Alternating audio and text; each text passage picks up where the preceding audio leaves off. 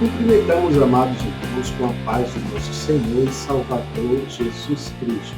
É uma bênção estarmos aqui mais uma vez para nos reunirmos e falarmos a respeito das lições bíblicas, quarto e último trimestre de 2025, com esse tema da lição 5, a alma, natureza imaterial do ser humano. O textual lhe diz assim: não temais os que matam o corpo e não podem matar a alma.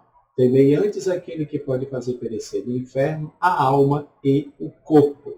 Palavras de Jesus registradas em Mateus 10, 28.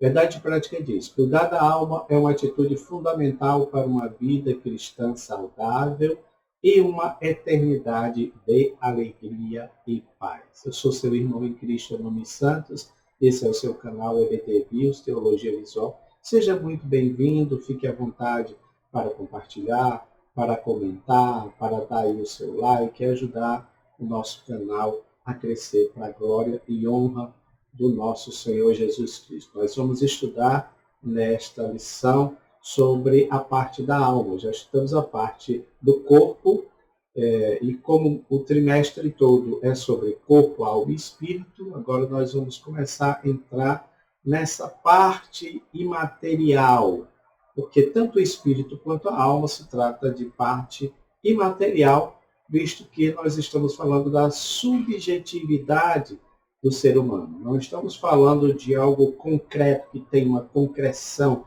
que tem algo que você possa tocar, pegar, como corpo, né? A alma é essa parte. Então, seja muito bem-vindo. Bem, e como você sabe, nós sempre apresentamos o gráfico, o esboço, exatamente o gráfico que mostra, não é, todo o esboço da lição. Já falamos do textuário, da verdade prática, e o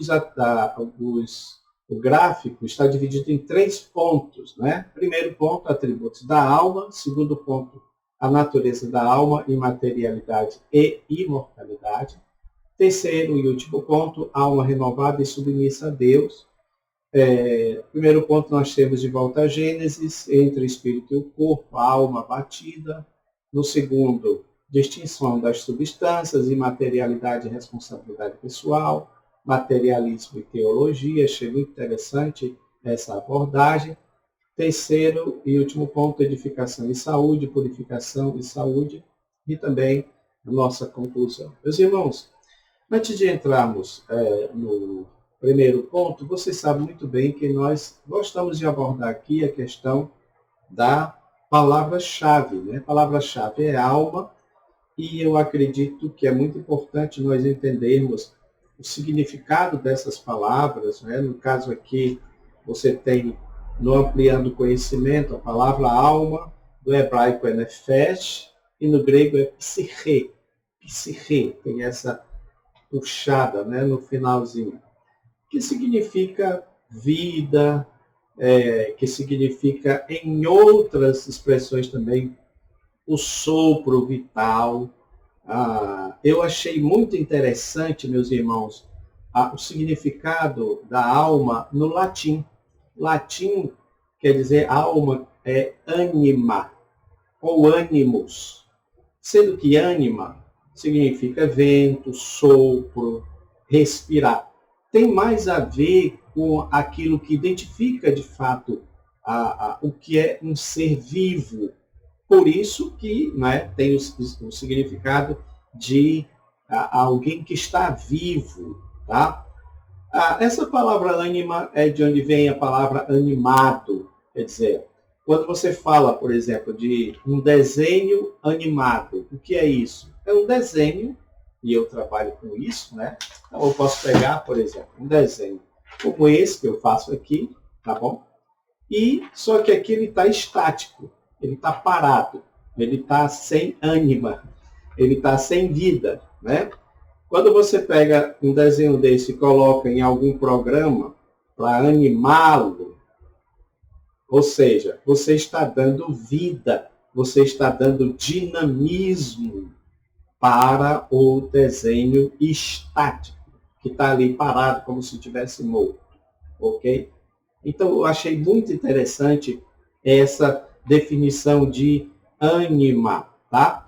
A outra palavra também que deriva dessa ânima, no latim, é animus. Animus significa aquilo que está relacionado com o racional, com o intelecto, com o pensamento e também com as emoções, aquilo que é a parte afetiva, tá? Então, muito interessante esse significado da palavra alma, tá bom? Irmãos, atributos da alma, entrando aqui na nossa lição, você tem aqui de volta ao Gênesis, ok? Aonde ele mostra aqui a superioridade dos seres humanos em relação aos animais, né? E essa superioridade está no fato de que os homens dominaram sobre os animais. Tá? Aqui está falando sobre isso, aquele texto de Gênesis 1:28, encher a terra, sujeitar e dominar. Essas expressões, na teologia, é conhecida como mandato cultural, porque cultura é aquilo que é cultivado, tá? Então, encher a terra, sujeitar, dominar, está falando da cultura do homem. O homem ia impregnar a sua cultura na terra, que, aliás, foi isso que Adão fez no início, né? Alguém disse que Adão ele seria aquele personagem que, como um biólogo, daria nome aos animais e também, meus irmãos, uma espécie de caseiro, um caseiro vigilante. Por quê? Porque ao mesmo tempo que ele estava lá vigiando, né, o jardim, ele estava cuidando do jardim, como um caseiro faz, né? Cuida ali da casa, cuida do terreno, cuida do sítio, tá? Então, o Adão, ele faz esse trabalho. E é claro que isso diferencia dos animais. Podemos dizer que ele é um animal nesse sentido, tá? Porque foi lhe dado uma alma. Agora, você tem alguns textos que mostram que a alma do homem é igual à do animal. Em que sentido que é igual ao do animal? Sentido da vida, apenas. Lembra que nós falamos aqui do significado de alma no latim, anima, ou seja, se refere ao sopro, ao respirar. É por isso que nós discordamos daqueles que ficam só com esta definição. Quando está falando alma vivente, está falando de alma como raciocínio, como intelecto, como emotividade, afetividade. E nós não concordamos com os nossos irmãos adventistas que querem relegar a alma como apenas um sopro igual ao dos animais, sem nenhum tipo de consciência, tá, meus irmãos? Para eles, a pessoa que morre está inconsciente. Só não explica direito aonde fica essa inconsciência, o que é essa inconsciência, tá? Então, nós precisamos estar mais atentos em relação a isso, tá? Então, a alma lá no hebraico, nefesh, é a vida que anima o corpo. O ruach, né, ou o espírito, é aquele ente que vem de Deus e se comunica com a alma. Aliás, eu quero mostrar para vocês um gráfico que nós fizemos aqui, tá? Você pode acompanhar aí na tela, que fala dessas relações tricotômicas. Eu já vou mostrar para os irmãos, mas nas outras lições e também aqui nós vamos usar esse gráfico, tá? Esse gráfico, meus irmãos, ele está bem didático, tá bom? O que acontece aqui? A ideia desse gráfico é mostrar a relação, tá? Porque aqui, no tópico 3, fala entre o espírito e o corpo. Então, é isto. A alma é esse ente que fica entre o espírito e o corpo. Ou seja, é como se a alma fizesse a ponte. E aqui o comentarista fala isso. Pode-se dizer, então, que a alma funciona entre o espírito, que se conecta com Deus, o ser divino, e o corpo, que se conecta com o mundo dos homens. Tá? É por isso que você tem a citação que ele fala aqui do Cântico de Maria, na casa da prima Isabel, né? Minha alma engrandece ao Senhor. Ou seja, o meu ente espiritual que se conecta com o mundo engrandece ao Senhor, assim como o meu espírito, aí ela eleva, porque ela está dizendo que o espírito dela, que é esse ente mais elevado, se alegra em Deus, porque a alma, de fato, ela faz, e esse gráfico ele mostra isso, olha, a alma é a comunicação intermediária entre o Espírito de Deus e entre o corpo e o espírito. Meus irmãos, você não vai achar esse gráfico em lugar nenhum, porque ele é criação nossa, tá? Então, o espírito é a parte que se comunica ou se conecta com Deus. Nós vamos estudar posteriormente isso. A alma é essa parte intermediária que faz essa ponte entre o espírito e Deus, e o homem exterior, ou seja, o corpo. Então, a alma se conecta ou faz essa ligação, essa inter-relação entre o corpo, que é aqui representado pelos órgãos sensoriais, visão, audição, tato, olfato e paladar. O corpo é essa expressão externa, tá? Então a alma faz essa conexão. Quando Maria diz que está alegre na sua alma, com certeza o seu corpo demonstrava essa alegria. E tem uma coisa interessante, né, meus irmãos, o nosso corpo, que são as famosas ninas, né? Serotonina, esses hormônios da felicidade, da alegria. Imagino que a mãe do nosso Senhor estava com esses hormônios bem elevados, porque ela estava alegre. E assim que você está, o nosso corpo fica quando nós estamos na presença do Deus Todo-Poderoso. Isso é muito maravilhoso, tá bom, meus irmãos? Então, esse é um ponto interessante. Por outro lado, a alma abatida já é o contrário. Aliás, eu queria que você pegasse esse ponto aqui e lembrasse do que falamos sobre a questão do conceito de alma no latim animus, que é daí que vem a palavra ânimo, tá? Então, quando a alma está abatida, ela está desanimada, tá? Quando a alma está, e aqui eu sei que vai ser uma redundância, porque se alma quer dizer ânima, então significa que ela está alegre, ela está retumbante, tá bom? Quando ela está abatida, ela está desanimada. É como se ela estivesse perdendo a ânima. Por isso que a pessoa quer ficar parada, calada. Por isso que a pessoa quer ficar introspectiva e se fecha e não quer conversar com ninguém. Por quê? Porque a alma dela está abatida, querendo ficar parada, querendo sumir, na verdade. Então, precisamos estar alertas, porque nesse meio tempo você pode deixar de sentir Deus, que é o que diz aqui a lição. E deixar de sentir Deus é morrer, tá? Então a gente precisa morrer espiritualmente. Precisamos lutar contra a indiferença espiritual que está reinante nos nossos dias e lutar também buscando intensamente a presença de Deus. A alma abatida, portanto, é o ser, o homem como um todo, que está triste, pois o corpo não entristece, né?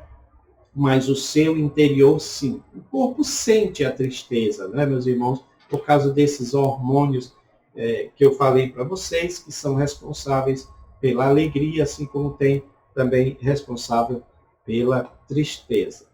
Segundo ponto da nossa lição fala a natureza da alma, imaterialidade e imortalidade. Distinção de substâncias, tá? Porque aqui ele vai falar do texto que Jesus faz alusão, que é, na verdade, o nosso texto áureo, né? Quando ele diz dessa forma, não tem mais os que matam o corpo e não pode matar a alma, antes temei aquele que pode fazer perecer no inferno a alma e o corpo. Então veja que Jesus está falando aqui de duas entidades, de duas substâncias diferentes, que é a parte imaterial, alma, e a parte material, corpo. Tá? A parte imaterial, meus irmãos, é aquela parte que não pode ser tocada, não pode ser vista, tá? A parte material não foi feita, portanto, para ser extinta, porque ela não é um sopro, tá bom? O que Deus fez ao soprar foi dar a vida e fazer com que esse homem se tornasse alma vivente. Porque quando há ali a questão da concepção, Deus coloca o Espírito. Zacarias 12, leia lá. Deus coloca o Espírito do homem no homem. Não é um sopro, é o Espírito que ele coloca. É o ente espiritual no homem. Tá? Agora, o que precisa entender aqui, tá? É essa questão, porque a alma, se a alma representa a identidade interna de uma pessoa, o corpo, por outro lado, é essa parte que abriga a alma, tá? E o que se está buscando aqui é você fazer uma distinção dos dois, tá bom? Embora nós estejamos aqui fazendo essa divisão que tem aqui, né? Mas eu acredito muito numa dicotomia dentro da imaterialidade do homem. Eu acredito na tricotomia, mas acredito que a parte imaterial do homem é dicotômica, tá? Formado por espírito e alma. Agora, o que as pessoas confundem, meus irmãos, e aqui é muito importante você entender isso, mais ou menos assim. Por que que tem partes da Bíblia, textos bíblicos que Deus fala? Do pó ao pó e o espírito volta para Deus. Já me fizeram essa pergunta. E a alma? Onde é que vai a alma? A pessoa perguntou assim, né? Na verdade, por isso que eu disse que essa parte imaterial ela é dicotômica, porque é alma e espírito, mas são indivisíveis. E por que que aqui, quando Jesus fala de perecer no inferno a alma e o corpo, e por que que ele não fala do espírito? Porque não tem sentido o espírito do homem ímpio voltar para Deus e ficar com ele. Vamos explicar isso aqui melhor para a gente entender? Quando a Bíblia diz que o espírito volta, o corpo volta ao pó e o espírito volta para Deus, está dizendo que volta, e eu já falei isso aqui, eu vou só repetir, e ele volta para Deus no sentido de domínio. O nosso comentarista da lição já falou sobre isso também. No sentido de domínio, de controle, vai para o controle de Deus. E dali ele destina aquele espírito ou aquela alma de acordo com o que ela fez aqui na vida, não é? De acordo com a vida que ela viveu, uma vida sem Deus, uma vida sem incluir o Senhor em sua própria vida, sem praticar a obra de Deus, praticar o que Deus mandou. Então Deus vai dar o destino para essa alma. Jesus é muito claro em dizer aqui que não é para... Porque para todos os efeitos, meus irmãos, o que ele está dizendo aqui não é o diabo que manda as pessoas para o inferno propriamente dito. Tem que temer antes aquele que está acima do diabo para poder fazer uma pessoa ir para o inferno. Tanto a alma quanto o corpo. Agora, por que Jesus não cita o espírito? A teologia, os teólogos, como por exemplo o biblicista Luiz Saião, né, experiente, nos textos originais, ele fala hebraico, os irmãos conhecem, ele diz claramente que isso aqui é explicar o todo por uma parte. Por exemplo, se a parte imaterial é espírito e alma, não tem necessidade necessariamente de, quando se referir a eles, você se referir ao espírito. Porque quando você se refere à alma, está incluso o espírito. E quando você se refere a espírito, está incluso a alma também. Não é uma coisa para a gente se complicar em relação a isso, tá, meus irmãos? Só para nós entendermos. E aqui também o nosso comentarista entra num ponto que eu achei interessante, da questão da imaterialidade, da responsabilidade pessoal, porque Jesus está refutando as ideias antropológicas, materialistas, existentes desde a antiguidade, que também negava a existência da alma, do espírito, né? E aqui nos tempos modernos, você tem o marxismo, que prega que o homem se resume à matéria. Tipo assim, o homem é só a matéria, não tem a parte espiritual. Eu acho interessante essas pessoas, né? Por isso que a Bíblia diz o que é o homem mortal. O que é o homem mortal? Por que o homem mortal faz essas conjecturas? O que é que eu e você podemos falar sobre a espiritualidade se nós não sabemos plenamente? Eu, pela Bíblia, você, pela Bíblia, entende. Nós entendemos uma parte, mas pela palavra de Deus é um ensinamento que vem daquele que nos criou. Mas como é que pessoas, no seu orgulho, na sua vaidade, na sua arrogância, tenta dizer o que é? Bom, isso aí pode ser o que ele crê, o que ele acredita, mas ele não tem certeza se é isto mesmo. Pergunta-se para um ateu, você tem certeza absoluta que depois da morte não tem nada? E alguém já disse, eu não sei quem foi, não sei mesmo se foi um filósofo ou um teólogo, que já falou alguma coisa parecida. Se eu creio que Deus existe, né, e ele não existe, eu não perco nada. Mas se eu creio, se ele existe e eu creio que ele não existe, eu perco tudo. É a mesma coisa para a questão da espiritualidade. Eu não posso dizer que não existe. É uma arrogância demais. Ah, mas eu creio dessa forma. Você crê? Tá. Eu só quero te dizer que o fato de você crer não vai materializar a tua crença. Eu creio que o homem não existe. Por isso, corrigindo, eu creio que a vida após a morte não existe. Então, por causa disso, não existe a vida após a morte. Bom, a sua crença não vai fazer materializar. É bom que se diga isso, tá bom? E aqui ele fala sobre essas ideologias, não é, meus irmãos? Por exemplo, a ideologia marxista, da teologia da libertação, criada aí por Frei Leonardo Boff, né? Da teologia da missão integral, que tem outro pastor, Ariovaldo Ramos, que também prega sobre isso. Tá? O problema dessas teologias é materializar demais o homem. Eu sei que alguém pode dizer, mas também não pode espiritualizar tudo, verdade. Mas também não pode materializar demais, sendo que o homem é um ser espiritual. Esse é o ponto que a gente deve levar em consideração, tá? O mal maior, meus irmãos, dessa questão, dessas teologias, é que Deus acaba se tornando um instrumento e não o centro da libertação.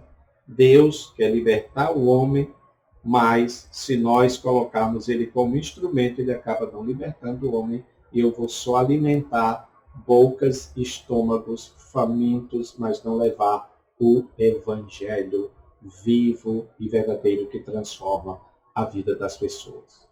Meus queridos, para nós irmos aqui para o final da nossa abençoada lição, essas lições estão muito abençoadas. O último ponto fala sobre a alma renovada e submissa a Deus. Né? Essa alma renovada e submissa a Deus é uma alma que se dedica ao Senhor. Tá? E eu acredito que eu tenho aqui esse gráfico que fala sobre essa mente, sobre esse homem interior, sobre essa alma renovada. Porque quando estamos falando de alma, também estamos falando de mente. Não é? Estamos falando de sentimentos, estamos falando de emoções, estamos falando de pensamentos. Tá? Então preste atenção. Aqui diz edificação e saúde. A estabilidade da nossa vida cristã está da nossa vida cristã e nosso destino eterno depende de como cuidamos da nossa alma. Tá? Então, nós cuidamos da nossa alma quando nós cuidamos também da nossa mente. Por isso que nós precisamos filtrar tudo aquilo que falamos, tudo aquilo que olhamos, tudo aquilo que ouvimos, tudo aquilo que sentimos, tá? Então, tudo isso tem a ver com a renovação da nossa mente. Uma alma renovada, meus irmãos, é isso que está aqui. Eu queria que vocês pensassem nesse gráfico, ele está simples, mas está tão lindo nesse sentido de trazer um entendimento maior. Por exemplo, a alma renovada, ou a mente do homem interior renovada, é uma alma que os sentimentos, ou seja, tudo aquilo que nós interiorizamos, tá bom? Está sendo renovado pela palavra do Senhor. E que tal, em vez de ódio, trocar o ódio pelo amor? E que tal, em vez de tristeza, trocar a tristeza por alegria? Isso é muito bom. A palavra de Deus fala sobre isso. Sabemos que tem tempo que a gente vai ficar triste, mas nós não podemos ficar triste o tempo todo, porque a tristeza certamente é um sintoma principal desse mal aqui chamado ansiedade ou mesmo depressão. Então, nossos sentimentos precisam ser renovados, tá? Isso aqui trata de uma experiência puramente mental, independente, caracterizada pela subjetividade, porque, como estamos falando aqui, não estamos falando de algo concreto. Concreto, eu estou falando de algo que eu posso tocar, meus irmãos. Essa caneta é concreta, porque eu posso tocar nela, não é? Mas existem coisas que são subjetivas, a gente não pode tocar, tá? Então, caracterizada pela subjetividade e possibilidade de ser avaliada como prazerosa ou não. Né? São sensações interiores que precisam sim ser trocadas, mudadas. Às vezes nós temos sentimentos muito negativos. Isso precisa ser trocado. Mesma coisa as emoções, porque você sabe que a alma ela são esses três atributos, né? A questão do sentimento, né? A questão da emoção, a questão do pensamento, né? As emoções, né? As emoções são os estímulos. Elas são um padrão reativo e complexo de curta duração pela qual uma pessoa tenta lidar com uma situação que a afeta significativamente. Elas envolvem elementos comportamentais. Então, diferente dos sentimentos, às vezes nós podemos sentir alguma coisa, mas isso pode estar apenas oculto lá dentro. Né? As emoções, geralmente, elas tendem a aflorar, ir para fora. Né? E aí que a gente precisa cuidar disso, né? Cuidar. Por isso que Jesus disse que o que contamina o homem não é o que entra, mas é o que sai. Porque o que entra não tem a ver conosco ou está fora do nosso domínio. Por exemplo, você não pode controlar que alguém fale mal de você, que alguém faça alguma coisa contra você. É uma atitude da pessoa para com você. Mas eu posso controlar como isto entra dentro da minha alma e como isso sai, como isso extravia, se extravasa para fora de mim. Essa que é a questão. Por isso que o que contamina não é o que entra, mas é o que sai. Não é? Pode sair em forma de ódio, pode sair em forma de rancor, pode sair em forma de vingança, pode sair em algo assim que vá às vias de fato. Tá bom? Também uma alma renovada é uma alma que tem os pensamentos ou a cognição transformada. Se refere a processos cognitivos, conscientes, que pode acontecer independentemente da estimulação sensorial, ou seja, independente dos sentidos, dos sentimentos, né? Suas formas paradigmáticas são o juízo, o raciocínio e a formação de conceitos. Por exemplo, o juízo é como nós fazemos essa questão, usamos a questão da consciência, né? Que aprova ou reprova os nossos atos. Né? O raciocínio é o nosso pensamento, que a gente precisa renovar o nosso pensamento, inclusive filtrar o nosso pensamento, saber o que vem o que é gerado em nós, porque nós somos seres pensantes, o que vem de Deus, porque Deus fala conosco através do pensamento, e o que vem do diabo, porque o diabo lança também pensamento nos seres humanos. Você sabe disso. Jesus falava de morrer em Jerusalém, e Pedro disse, não, Senhor, não faça isso, tenha pena de ti. E o que é que Jesus disse? Para trás de mim, Satanás, porque tu és pedra de tropeço. Ele não está falando diretamente para Pedro, mas está falando para aquele que lançou um pensamento na mente de Pedro e ele não soube filtrar. É por isso que os pensamentos precisam, meus irmãos, passar pelo crivo, né, dessa meditação. Eu vou refletir sobre aquilo que eu estou pensando, porque pode ser uma coisa minha, como pode ser um ataque externo, tá bom? Meus amados, que Deus abençoe a vida de vocês e vocês peguem esses gráficos, estudem e deem uma boa aula para a glória e honra do nome de Jesus. Amém.